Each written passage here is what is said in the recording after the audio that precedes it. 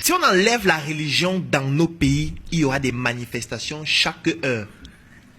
Et puisque si on enlève la religion, on enlève l'alcool, c'est qu'il n'y aura aucun président en Afrique. Puisque tous les jours, les gens vont sortir dans la rue pour dire que, mais attends, on n'a pas de travail, on n'a pas d'eau, on n'a pas de lumière. On souffre, nous sommes jeunes, on a fini de fréquenter. Vous avez dit qu'on fréquente, on a pris toutes nos économies, tous nos parents ont pris tout leur argent, ils ont vendu leur terrain pour payer l'école. On finit l'école, on n'arrive pas à travailler. Vous pensez qu'on va faire comment? Donc vous allez manger notre argent comme ça, nous on est là, on est travaille pour on n'a rien, machin. Non, on va seulement tous mourir. Tu vois? Mais qu'est-ce qui anesthésie les gens pour les empêcher de faire ça? Il y a l'église, parce qu'ils partent à l'église et le Seigneur leur dit, ne tuez pas, ne mentez pas.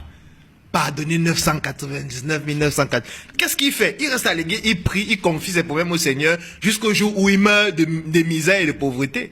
L'autre, pendant qu'il est en train de prier dimanche, l'autre en train de prier mercredi, vendredi à la mosquée. Et quand ils ont fini de prier, qu'est-ce qu'ils font? Ils sortent tous ensemble, ils s'asseyent au bar et ils boivent une bière pour noyer les soucis. Tu vois? Si on enlève la bière et la religion, il n'y a aucun président qui va s'amuser en Afrique parce qu'il va être tué le lendemain s'il s'amuse avec l'argent des gens. Parce que les gens seront conscients que, mon ami, on est en train de souffrir. Il n'y a plus de Dieu.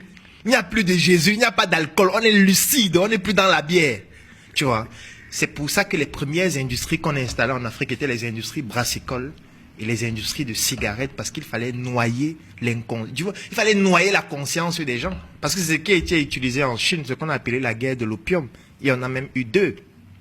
Parce que quand les Occidentaux ont commencé avec la révolution industrielle, ils se déplaçaient avec les nouveaux moyens technologiques. Ils sont arrivés en Chine, ils se sont rendus compte que les Chinois sont très avancés technologiquement. Et ils ont compris que les Chinois ont quelque chose qu'eux ils n'ont pas. C'est que les Chinois ne croient pas en Dieu. Les Chinois avaient basé leur développement sur leur culture.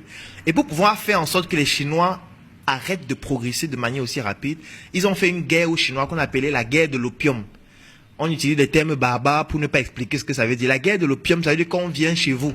On se rend compte que vous êtes très intelligent. Pour que vous ne puissiez plus continuer à être très intelligent, on vous vend la drogue. Et quand on sait que vous allez vous droguer, vous n'allez plus pouvoir être aussi performant, vous allez devenir tous fous et mourir. C'est ce qu'ils ont fait en Chine et ça a fonctionné. Ils ont appliqué la même chose en Afrique. La preuve, si vous regardez la plupart des pays d'Afrique francophone, quelles sont les entreprises qui contribuent le plus au PIB? Les deux premières en général, vous allez toujours voir une entreprise de brassicole. Ça veut dire que nous sommes noyés dans l'alcool. Quand vous allez sortir dans tous les quartiers, il y a au moins 2 églises. Dans tous les quartiers. C'est clair. Tu vois, avant c'était juste les catholiques, après il y a eu les protestants, après il y a eu les musulmans. Mais maintenant c'est grave. Jésus sauve et guérit, Jésus va venir demain. Jésus... On ne peut pas se développer comme ça, c'est pas possible. On est dans de l'illusion, on est dans une comédie.